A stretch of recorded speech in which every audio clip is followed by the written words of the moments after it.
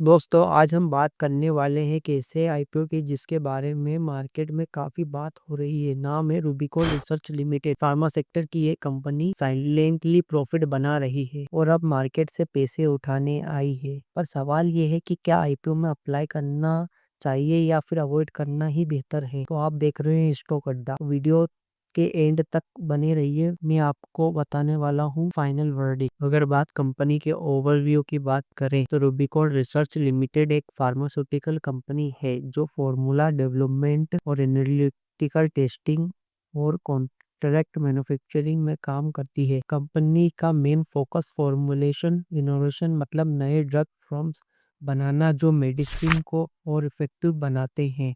इनके क्लाइंट है US, Europe और इंडिया के बड़े फार्मा प्लेयर। और दोस्तों यही इनकी बिगेस्ट स्ट्रेंथ है। एक्सपोर्ट बेस्ड रेवेन्यू आता है।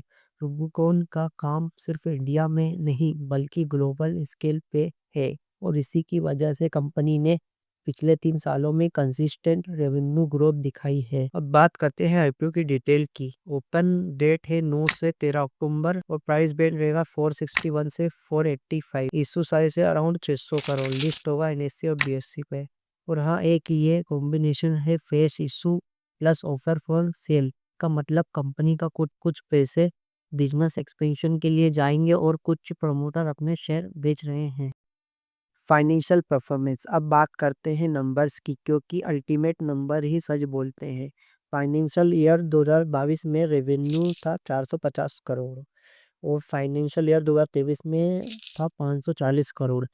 फाइनेंशियल ईयर 2024 में था 640 crore. Approximate trend upward growth है। प्रॉफिट भी स्टेडी है। मार्जिन अराउंड 8 से 10% के आसपास है।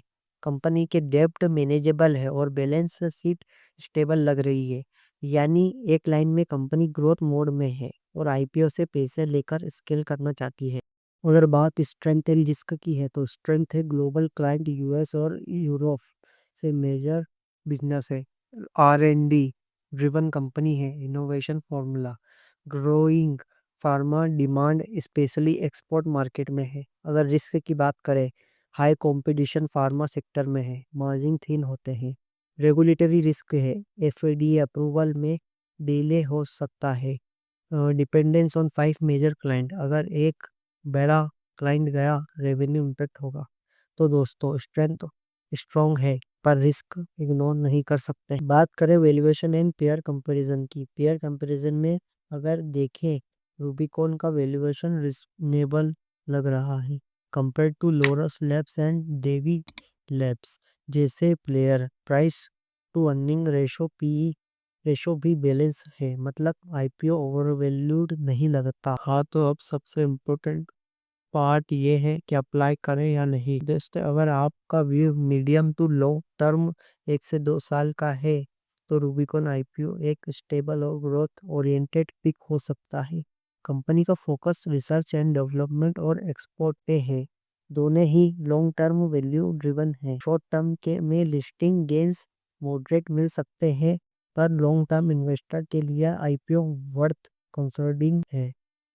दोस्तों ये वीडियो सिर्फ एजुकेशनल पर्पस के लिए ना कोई मैं बाय सेल रिकमेंडेड नहीं कर रहा हूँ। तो दोस्तों आपको क्या लगता है रूबिकॉन आईपीओ में अप्लाई करना चाहिए या नहीं, कमेंट करो।